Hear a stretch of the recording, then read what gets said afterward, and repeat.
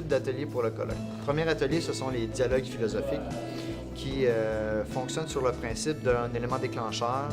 Il peut y avoir une question ou non. Ensuite, c'est vraiment un dialogue où on réfléchit, où on discute, où on échange entre nous. Fait que ça, c'est le premier type d'atelier.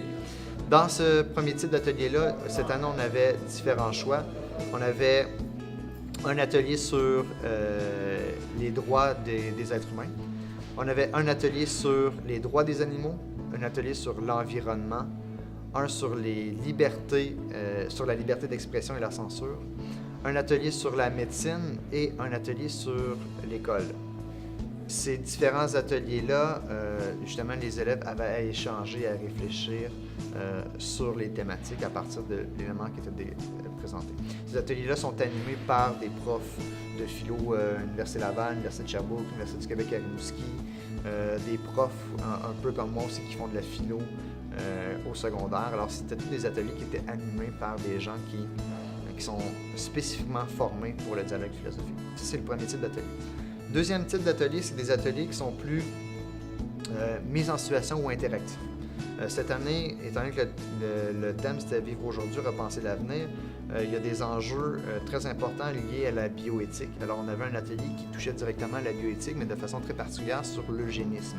Alors, les élèves, ce qu'ils avaient à faire, c'était un petit atelier d'échange où il y avait un questionnaire qu'ils devaient répondre avec leur téléphone intelligent ou avec une tablette, et ça amenait des échanges pour discuter. Alors, on était vraiment plus actifs dans ce type d'atelier-là. On avait un autre atelier qui était complètement organisé par les élèves de secondaire 5 qui s'appelle Qui sauvons-nous? Les élèves qui participaient à cet atelier-là étaient mis en situation où il faut faire une sélection des élèves, des personnes qui vont permettre de poursuivre l'humanité. Alors, mise en situation qu'on connaît souvent l'abri nucléaire ou quelque chose comme ça.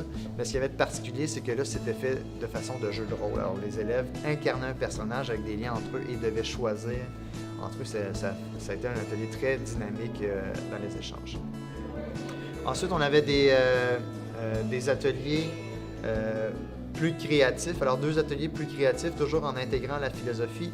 Le premier était le slam philosophique. Alors, les élèves, à partir d'une réflexion qu'ils faisaient sur le thème, essayaient de faire un petit slam qui était filmé puis qui ensuite était présenté.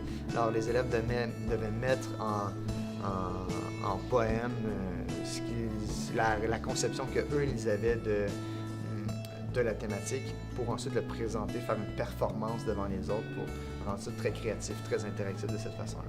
Et le dernier atelier, c'était l'atelier de la murale collective. On avait un artiste invité qui a commencé, Monkey, qui a commencé une murale et qui a invité les élèves à poursuivre la murale avec différents petits tableaux qu'ils devaient faire, que la thématique leur inspirait. Alors, si eux repensaient l'avenir, c'était quelle place allait avoir la technologie dans le futur, ils devaient peindre ça sur leur tableau pour ensuite mettre ça pour faire une grande murale où l'artiste faisait du lettrage par-dessus pour donner de la perspective et approfondir. Ouais, c'est ce qui est derrière moi, dans le fond.